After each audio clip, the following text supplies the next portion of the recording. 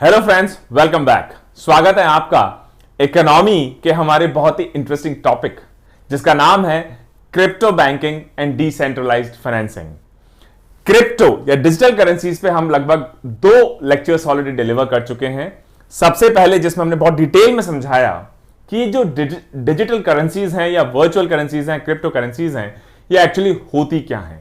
उसके बाद हमने ये समझाने की कोशिश की कि इनके क्या फायदे हैं, क्या रिस्क हैं डिफरेंट कंट्रीज में, क्या इनके संबंध में, रिलेशन में बेसिकली डिफरेंट लॉज हैं, और गवर्नमेंट बैक्ड या सेंट्रल गवर्नमेंट बैक्ड या सेंट्रल बैंक्स द्वारा बैंक्ड डिजिटल करेंसीज का जो लेटेस्ट बेसिकली ट्रेंड अब दिखाई दे रहा है वो किस डायरेक्शन में जा सकता है।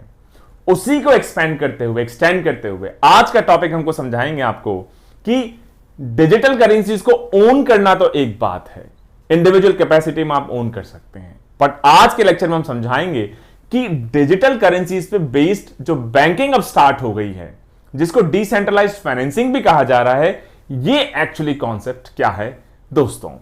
तो सबसे पहले तो ये टॉपिक न्यूज में क्यों बना रहा। बिटकॉइन और बिटकॉइन के अलावा हजारों अलग अलग क्रिप्टो करेंसीज हैं, चाहे एथेरियम हो, एटसेट्रा एटसेट्रा। इन्होंने अगर सही मायने में आप देखें तो जो मनी की डेफिनेशन है कि पैसा क्या होता है, पैसे से हमेशा समझ में आता था कि जो सेंट्रल बैंक या आरबीआई इंडिया के केस में उससे बैक्ड जो भी कैश होता था या बेसिकली करेंसी नोट्स होते थे उसी को माना जाता था। लेकिन अब ये डिजिटल करेंसीज मार्केट में आने की वजह से एक पैरेलल यूनिवर्स स्टार्ट हो गया है, different types of digital currencies. उसके अलावा उन डिजिटल करेंसीज पे बेस्ड अलग अलग टाइप की फाइनेंशियल सर्विसेज, और वो फाइनेंशियल सर्विसेज अब अलाउ कर रही हैं कि जो क्रिप्टो बिजनेसेस हैं उनको बेसिकली ले जाया जाए जो ट्रेडिशनल बैंकिंग टेरिटरी है। अच्छा, ट्रेडिशनल बैंकिंग टेरिटरीज क्या हैं? आप अकाउंट खुलवाएंगे बैंक में, आपको पासबुक मिलेगी, आप कैश जमा करेंगे, आपके अकाउंट में हो जाएगा, फिर आप ऑनलाइन बैंकिंग कर सकते हैं। लेकिन उस सब के पीछे central bank, central government, RBI का पूरा रूल्स एंड रेगुलेशंस का सिस्टम ऑपरेट करता है। किसी भी तरह का इश्यू हो तो गवर्नमेंट ऑफ इंडिया या reserve bank of India basically उसके लिए रिस्पॉन्सिबल है। उसके अलावा आप बैंक में फिजिकली जाएंगे और उसके बाद फिजिकल आप ट्रांजैक्शन कर सकते हैं, आप कैश ले सकते हैं, आप डिपॉजिट कर सकते हैं, किसी को ट्रांसफर कर सकते हैं, किसी की चीज के लिए आप पे कर सकते हैं। और उसका नेक्स्ट वर्जन हमने देखा ऑनलाइन बैंकिंग, कि आपको फिजिकल ब्रांच विजिट नहीं करनी है, लेकिन आप बैठे बैठे with A click of the mouse आप ये सारी चीजें कर सकते हैं। अब जो तीसरा बेसिकली इनोवेशन आ रहा है क्रिप्टो टेक्नोलॉजी को यूज करके, इसको बेसिकली कहा जा रहा है fast growing crypto finance industry. और ये इतना तेजी से बेसिकली फाइनेंशियल सेक्टर में एंटर कर रहा है कि इवन वॉशिंगटन, मतलब United states of America, US में भी इस चीज को लेके जो वहां के फाइनेंशियल रेगुलेटर्स हैं उनको इस पे सोचने के लिए बाध्य कर दिया है। समझने की कोशिश करते हैं कि बैंकिंग सर्विसेज किस तरीके से क्रिप्टो बिजनेसेस के साथ एंटर कर सकती हैं, टाइप कर सकती हैं, मैप हो सकती हैं। 2 तरीके से। पहला, अब किसी भी बैंकिंग में आप क्या करते हैं, लैंडिंग एंड बोरोइंग, मतलब आप बेसिकली या तो पैसा जमा करेंगे और उस पैसे को आप किसी को उधार देंगे, और उससे जो इंटरेस्ट आएगा उससे आप जिसने आपके पास पैसा जमा किया उसको बेसिकली पे करते रहेंगे, और इस तरीके से वो पैसा मार्केट में या इकोनॉमी में चलता रहेगा। इन्वेस्टर्स क्या करते हैं, मान लीजिए मैं किसी बैंक में गया, एचडीएफसी में गया, आईसीआईसीआई में गया, एसबीआई में गया, और मैंने वहां पे 10 लाख रुपए जमा किए, और फिर मैं सोचूंगा कि 5 साल में भगवान ये डबल हो जाए, ट्रिपल हो जाए, जो भी उसका रेट ऑफ इंटरेस्ट रहेगा। तो आप इंटरेस्ट बेसिकली उस पर कमाना चाहते हैं, और वो फिक्स रेट ऑफ इंटरेस्ट रहेगा। डिपेंड करता है कि आरबीआई की पॉलिसी क्या है, बैंकिंग पॉलिसीज क्या है, इंटरनेशनल मार्केट कैसा चल रहा है, इकोनॉमी की क्या सिचुएशन, एटसेट्रा एटसेट्रा। इसी तरीके से आप डिजिटल करेंसीज में भी अब बैंकिंग कर सकते हैं, और इसमें जो इंटरेस्ट लोग बेसिकली कमा रहे हैं डिजिटल करेंसीज में, ये कई गुना ज्यादा है ट्रेडिशनल बैंकिंग से। लेकिन साथ ही साथ ये भी आपको समझना होगा कि जो क्रिप्टो लोन्स जिनको कहा जा रहा है, ये क्रिप्टो लोन्स के साथ कोई गारंटी अटैच्ड नहीं है, लेकिन इनके साथ आपके डिजिटल एसेट्स बेसिकली अटैच्ड है। मान लीजिए 10,000 रुपए के बिटकॉइन में ओन करता हूं, तो उसको मैं एक कोलेटरल की तरह रख के यूज करके उसके बदले में हो सकता है 20,000 का, 30,000 का, 40,000 का लोन मार्केट से उठा सकूं। फर्क दोनों में यह है कि जो ट्रेडिशनल बैंकिंग है, अगर उसमें कोई बात हो जाए तो आप इमीडिएटली बैंक को अप्रोच कर सकते हैं, आरबीआई को अप्रोच कर सकते हैं, गवर्नमेंट को अप्रोच कर सकते हैं, और गवर्नमेंट आरबीआई भी टाइम टाइम पे जो भी सिचुएशन आती है उसको मैनेज करने के लिए, डील करने के लिए रूल्स एंड रेगुलेशंस बना सकते हैं। लेकिन क्रिप्टो वर्ल्ड क्योंकि अभी भी ऑलमोस्ट पूरी तरह अनरेगुलेटेड है, इसके लिए आपके पास कोई इंस्टीट्यूशनल वेन्यू नहीं है जहां पर जाके आप बेसिकली अपनी बात कह सके, अपनी कंप्लेन कर सके। अच्छा, कौन कौन से ऐसे लोग हैं जो क्रिप्टो फाइनेंसिंग या क्रिप्टो बैंकिंग के बेसिकली एरिया में एंटर कर रहे हैं, इंटरेस्ट दिखा रहे हैं? बहुत सारे बिजनेस हाउसेस, बहुत सारे लोग जिनको हो सकता है कि बैंकिंग की बहुत ज्यादा समझ भी ना हो, इस नई टेक्नोलॉजी को यूज करने के लिए एंटर कर रहे हैं। इसमें एक बहुत बड़ा नाम है जिसका नाम है ब्लॉकफाई। और ब्लॉकफाई क्या करता है कि इंटरेस्ट बियरिंग अकाउंट्स, जैसे हमारे जो सेविंग्स अकाउंट्स होते हैं जनरली, इस टाइप के बेसिकली अकाउंट्स ओपन करते हैं। इसी तरीके से क्रेकेन बैंक है, ये बेसिकली व्योमिंग बैंक चार्टर के अंदर लाइसेंस इसको दिया गया है कि आप रिटेल डिपॉजिट्स ले सकते हैं। और ये सारे डिपॉजिट्स या लैंडिंग बोरोइंग कौन देखेगा, क्योंकि ये बैंक तो एग्जिस्ट करते नहीं, सिर्फ ये एक कंप्यूटर कोड के ऊपर इंटरनेशनली पूरा इंफॉर्मेशन बेसिकली ट्रैवल करता है। हो सकता है आपको, मान लीजिए इंडिया में पैसा चाहिए, हो सकता है यूएस का कोई लेंडर हो, वो आपको देने के लिए तैयार हो, और हो सकता है आप अपना पैसा किसी, मान लीजिए ऑस्ट्रेलिया में बैठे किसी व्यक्ति को या किसी एंटिटी को देना चाहें। तो कंप्यूटर कोडिंग के ऊपर ये पूरा बेसिकली जो सिस्टम है या टोकन डिस्ट्रीब्यूशन स्ट्रक्चर है, पूरा बेस्ड है दोस्तों। कंपाउंड एक कंपनी है, ये एक decentralised automated lending and borrowing system है जो 2018 में स्टार्ट हुआ। और आपको विश्वास नहीं होगा, आज की तारीख में इसका जो टोटल ट्रांजैक्शन है लैंडिंग और बोरोइंग का, ये कितना होगा? रफली 18 बिलियन डॉलर्स, जिसपे ये हर साल बेसिकली इंटरेस्ट अर्न कर रहे हैं क्रिप्टो करेंसीज की फॉर्म में। अच्छा, जो क्रिप्टो ऑफरिंग, ये बैंकिंग जो सर्विसेज हैं किस तरीके से बेसिकली अलग हैं? जैसे अगर आप ब्लॉकफाई जो कंपनी हमने आपको बताई, इसका अगर आप इंटरेस्ट अकाउंट का एग्जांपल ले लें, तो जो भी कंज्यूमर्स हैं वो क्या करेंगे, बेसिकली अपना कैश या फिर क्रिप्टो डिपॉजिट करेंगे इनके अकाउंट में, जैसे कि आप एक बैंक में अकाउंट डिपॉजिट करते हैं, और उस पे आप monthly and yearly interest earn करेंगे। लेकिन जो मेजर फर्क है कि इसका रेट ऑफ इंटरेस्ट जो है वो कई बार देखा है कि जो ट्रेडिशनल हमारी बैंकिंग है, जो आपको हो सकता है एसबीआई दे या आरबीआई दे या एसबीआई दे, एचडीएफसी दे, आईसीआईसीआई दे, उससे 100 टाइम से भी बेसिकली ज्यादा हो सकता है। लेकिन उसके साथ जब हाई रिवॉर्ड है तो हाई रिस्क भी है, क्योंकि ये जो बेसिकली आपको रिटर्न मिलेगा, ये आपको रिटर्न कितना मिलेगा, मिलेगा भी या नहीं मिलेगा, नहीं मिलेगा तो आप क्या कर लेंगे, इसकी गारंटी बेसिकली नहीं है। ट्रेडिशनल बैंकिंग में आपके पास फेडरल डिपॉजिट इंश्योरेंस कॉर्पोरेशन के थ्रू एक गारंटी होती है कि अगर आप जाएंगे बैंक में, बैंक को कुछ हो भी जाता है तो आपका पैसा इंश्योर्ड होता है। सेंट्रल गवर्नमेंट या इंश्योरेंस कंपनी आपको उसका जो भी रूल्स एंड रेगुलेशंस हो उसके हिसाब से पे करेगी। लेकिन cyber attacks, extreme market conditions, उसके अलावा और भी ऑपरेशनल और टेक्निकल डिफिकल्टीज हो सकती हैं, ये इन क्रिप्टो ऑफरिंग्स के साथ या क्रिप्टो बैंकिंग के साथ एक मेजर रिस्क है। इस वजह से बहुत सारे रेगुलेटर्स और लॉ मेकर्स इसी चीज को लेकर बहुत टेंशन में हैं कि ऐसा तो नहीं कि हाई इंटरेस्ट रेट के चक्कर में या ease of basically doing business के चक्कर में कि हम घर बैठे बैठे सब कुछ कर सकते हैं, लोग इस क्रिप्टो फाइनेंसिंग के माया जाल में फंस जाएं।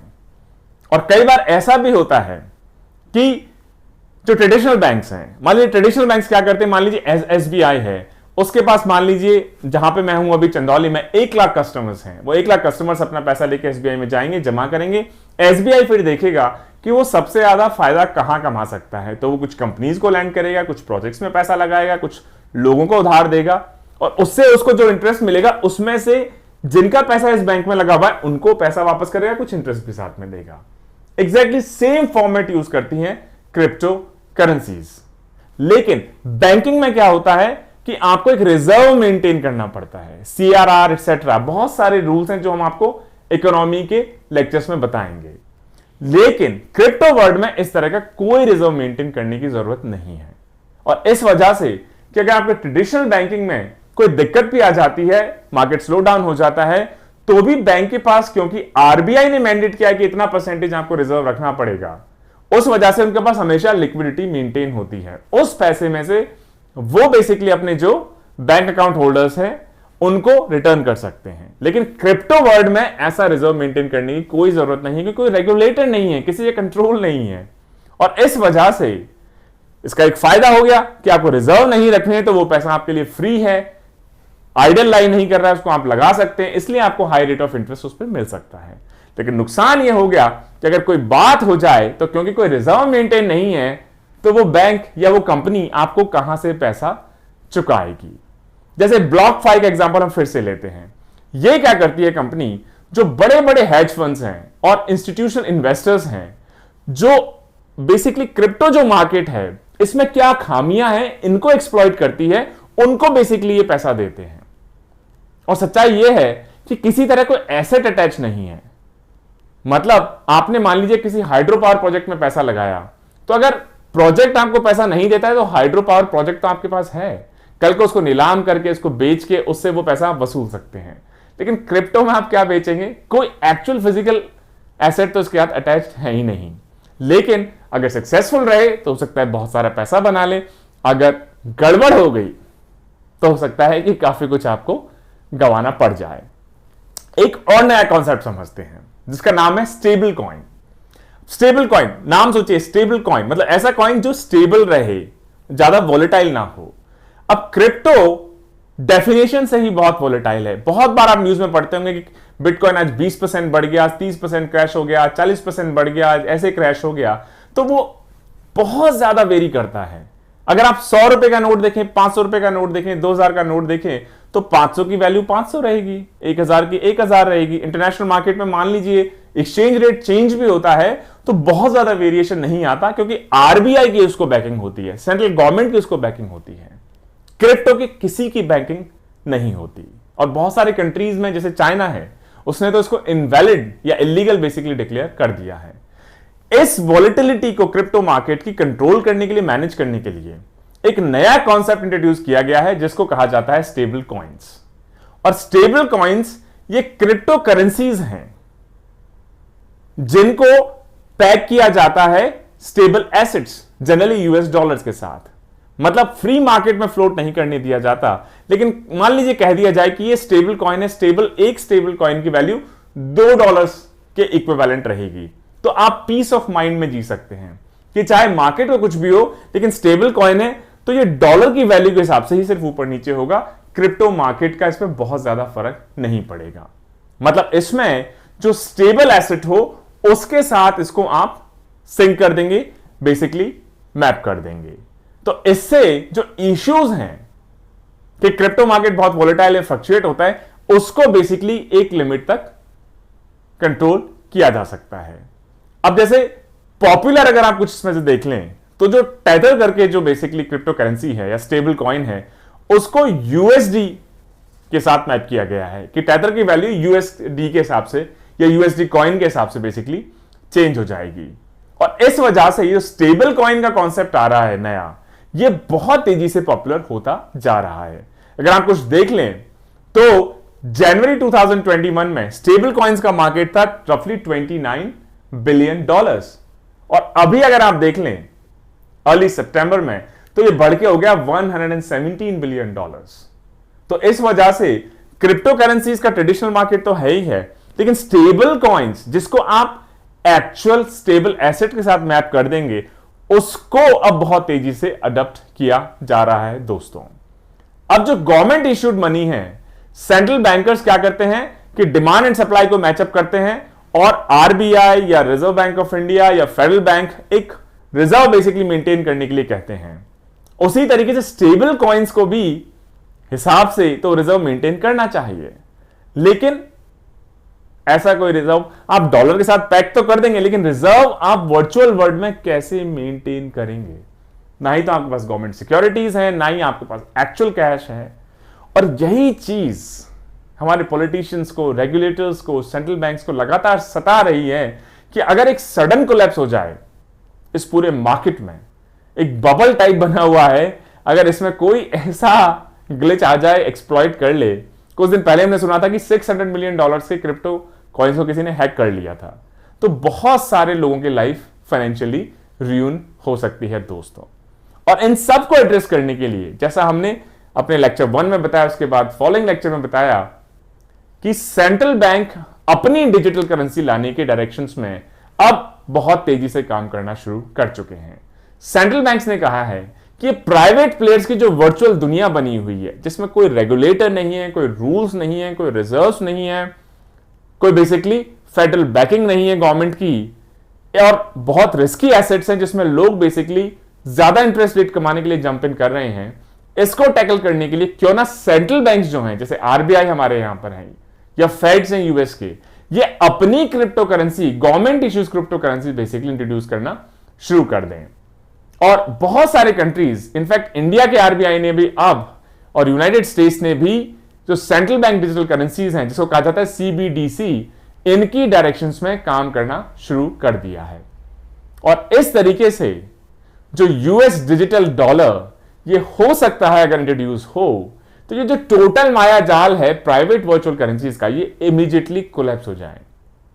क्योंकि सीधी सी बात है, अगर आपको मान लीजिए डिजिटल करेंसीज या वर्चुअल करेंसीज में ट्रेड करने का शौक है, तो आप सरकारी डिजिटल करेंसी जिसके पीछे फेडरल बैकिंग है, आरबीआई की बैकिंग है, सेंट्रल गवर्नमेंट की बैकिंग है, एक्चुअल एसेट्स की बैकिंग है, उसको ज्यादा चूज करेंगे, बजाय कि जो वर्चुअल वर्ल्ड में, प्राइवेट वर्ल्ड में ऐसा एक माया जाल बना हुआ है क्रिप्टो का, जिसके पीछे कोई बैकिंग नहीं, कोई रूल्स नहीं, रेगुलेशंस नहीं, कुछ गड़बड़ हो जाए तो कोई ग्रीवियंस रिड्रेसल का मैकेनिज्म नहीं। लेकिन जो ये वर्चुअल जो क्रिप्टो करेंसी होल्डर्स हैं, या डिसेंट्रलाइज्ड फाइनेंस जिसको कहा जा रहा है, DEFI शॉर्ट में कहा जा रहा है, इनका कहना है कि चाहे गवर्नमेंट कितनी भी अपनी डिजिटल करेंसी लॉन्च कर दे, लेकिन क्योंकि इतना इनोवेटिव और टेक्नोलॉजी ड्रिवन मार्केट है कि हम जितनी तेजी से टेक्नोलॉजिकली इनोवेट कर पाएंगे, गवर्नमेंट हमारे साथ कभी कैचअप कर ही नहीं पाएगी दोस्तों। और इनका यह भी कहना है कि इस वजह से क्रिप्टो फाइनेंस का बहुत मेजर रोल रहेगा, क्योंकि बहुत सारे लोग हैं जो अभी भी फाइनेंशियल सेक्टर से बाहर हैं, बैंकिंग सेक्टर से बाहर हैं। अमेरिका में एक सर्वे के हिसाब से 10 अमेरिकन का अगर आप देख लें एडल्ट्स को, तो उसमें से लगभग 1 या 2 लोगों का बैंक अकाउंट अभी भी नहीं खुला हुआ है, क्योंकि उनको बड़ा कम्बरसम लगता है। आप बैंक में जाएंगे, पासबुक बनाएंगे, डॉक्यूमेंट सबमिट करेंगे। क्रिप्टो में आप घर बैठे बैठे लॉगिन पासवर्ड लिया आपने, आपका इमीडिएटली आप इस क्रिप्टो फाइनेंस सिस्टम के पार्ट बन सकते हैं दोस्तों। तो बड़ा क्विक हो सकता है, ये चीप हो सकता है, विदाउट जजमेंट होगा कि आप बिजनेसमैन है तो आपके लिए आसान है, आप किसान हैं, आपको अपने एसेट्स प्लेज करने होंगे, आपका खाता खोलने से मना कर देंगे, आपको लोन देने से मना कर देंगे। इस वजह से हो सकता है एक इक्वल प्लेइंग फील्ड भी हो। आप गरीब हैं, रईस हैं, अमीर हैं, किस कंट्री में हैं, इसका इस पे शायद कोई फर्क ना पड़े। साथ ही साथ कोई क्रेडिट चेक्स नहीं है कि आपका पहले का बेसिकली क्या बैकग्राउंड रहा है, कोई आइडेंटिटी इंफॉर्मेशन नहीं है, सब कुछ ब्लॉकचेन्स में एम्बेड रहेगा दोस्तों। तो अब इस पूरी कहानी में क्या वे फॉरवर्ड हो सकता है? अब 2 बेसिकली पैरेलल एंटिटीज हैं, एक तो वर्चुअल करेंसीज का बेसिकली पूरा सिस्टम जो ऑपरेट कर रहा है, और गवर्नमेंट के रेगुलेटर्स, कहीं ना कहीं इन दोनों को कन्वर्ज होना पड़ेगा। इसका मतलब जो वर्चुअल करेंसीज का बेसिकली पूरा सिस्टम चल रहा है, इसको भी कहीं ना कहीं एक ऑटोमेटेड या सेल्फ इंपोज्ड या गवर्नमेंट इंपोज्ड रेगुलेटरी रिजीम में आना ही चाहिए।